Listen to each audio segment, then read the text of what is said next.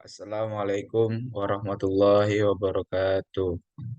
Saya Jikri Rehan Tabarus dari kelas KPIC akan mempresentasikan hasil UAS hadis tematik. Di sini saya akan menyampaikan materi tentang hadis tematik dan ada juga beberapa macam-macam hadis yang akan saya sampaikan. Baik, untuk mempersingkatkan waktu, langsung saja memasuki materi yang pertama,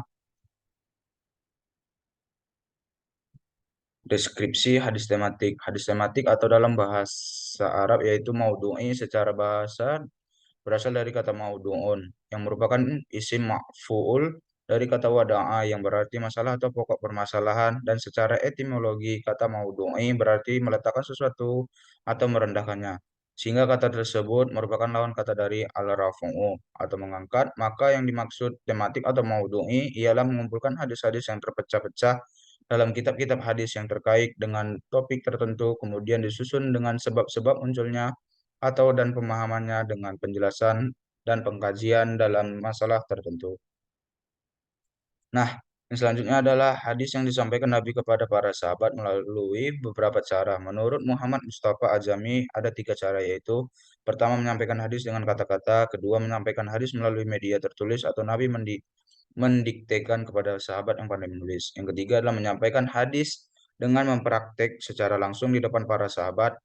Pembatasan penyederhanaan hadis yang ditunjukkan oleh para sahabat dengan sikap kehati-hatiannya menggunakan dua jalan dalam meriwayatkan hadis dari Nabi Muhammad SAW, yaitu periwayatan lafzi adalah periwayatan hadis yang redaksinya atau matanya persis seperti yang diurutkan Rasulullah SAW, dan hanya bisa dilakukan apabila mereka hafal benar apa yang disabdakan Rasulullah SAW. Periwayatan maknawi adalah hadis yang matanya tidak persis sama dengan yang didengarnya dari Rasulullah SAW. Akan tetapi isi atau maknanya tetap terjaga utuh sesuai dengan yang dimaksud oleh Rasulullah SAW. Tanpa ada perubahan sedikit pun, kata kodifikasi dalam bahasa Arab dikenal dengan al-tadwin yang berarti mengumpulkan dan menyusun secara istilah. Kodifikasi adalah penulisan dan pembukaan hadis Nabi Muhammad SAW secara resmi berdasar perintah khalifah dengan melibatkan beberapa personel yang ahli dalam masalah ini, bukan yang dilakukan secara perseorangan atau untuk kepentingan pribadi. Selanjutnya, ada beberapa unsur-unsur metode hadis tematik. Yang pertama ada pemilihan tema. Dalam metode ini, tema atau topik yang akan diteliti dipilih terlebih dahulu. Contohnya tema seperti ibadah, akhlak, pernikahan, dan sebagainya. Pemilihan tema ini tergantung pada kebutuhan atau peminat peneliti. Yang kedua adalah pengumpulan hadis. Setelah tema dipilih, peneliti akan mengumpulkan hadis-hadis yang berkaitan dengan tema tersebut. Hadis-hadis ini dapat ditemukan dalam koleksi hadis yang terpercaya seperti Sahih Bukhari, Sahih Muslim, dan kitab hadis yang lainnya. Yang ketiga adalah seleksi hadis. Tahap ini melibatkan seleksi hadis-hadis yang paling relevan dengan tema yang sedang diteliti.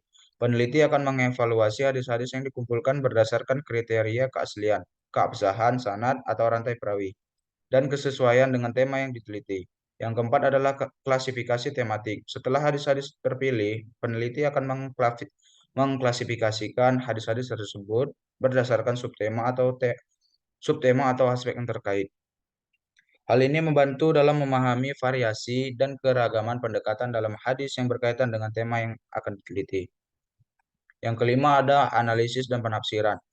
Setelah klasifikasi dilakukan, peneliti akan menganalisis dan menafsirkan hadis-hadis yang telah dikumpulkan. Tujuan analisis ini adalah untuk menggali hikmah, prinsip, dan pedoman yang terkandung dalam hadis-hadis tersebut, serta mengkaitkannya dengan konteks dan kebutuhan zaman. Yang terakhir adalah penyusunan kesimpulan. Setelah analisis selesai, peneliti akan menyusun kesimpulan berdasarkan temuan-temuan yang diperoleh dari hadis-hadis tematik yang diteliti. Kesimpulan ini dapat digunakan sebagai landasan untuk mengembangkan pemahaman agama dan praktik kehidupan sehari-hari. Nah, selanjutnya ada macam-macam hadis. Yang pertama itu ada hadis tentang tablik.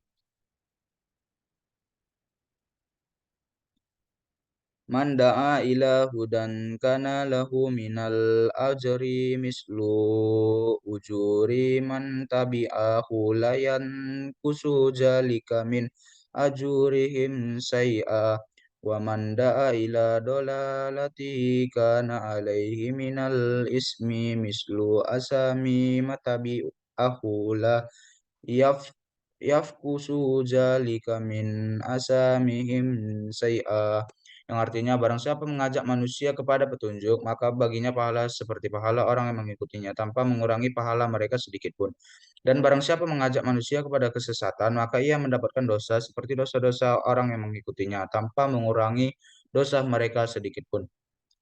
Yang kedua ada hadis tentang nasihat.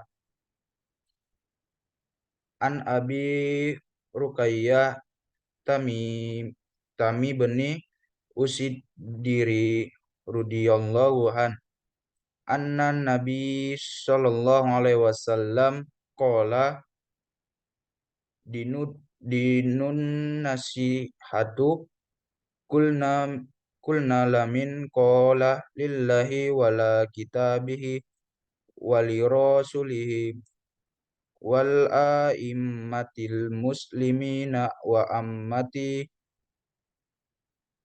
yang artinya dari Abu Ruqayyah Tamim bin Aus Ad-Da'ari radhiyallahu anhu bahwasanya Nabi Shallallahu alaihi wasallam qala, agama adalah nasihat. Kami pun bertanya, hak untuk siapa nasihat itu? Beliau menjawab, nasihat itu adalah hak untuk Allah, kitabnya, rasulnya, perintah kaum muslimin dan rakyatnya kaum muslimin. Diriwayatkan oleh Bukhari dan Muslim. Yang ketiga ada hadis yang berkaitan tentang etika dakwah.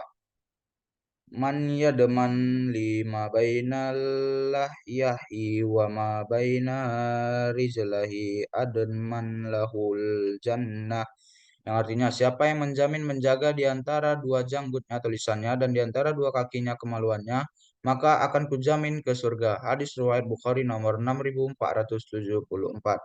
Yang keempat adalah hadis ciri-ciri orang yang munafik, ada tiga.